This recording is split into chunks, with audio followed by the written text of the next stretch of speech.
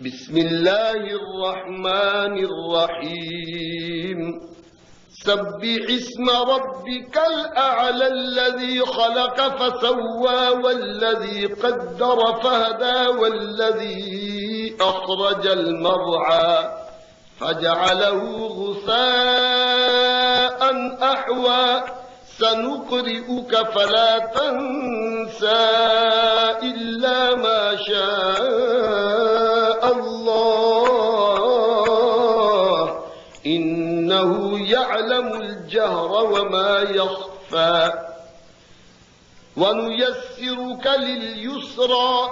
فذكر إن نفعت الذكرى سيذكر من يخشى ويتجنبها الأشقى الذي يصلى النار الكبرى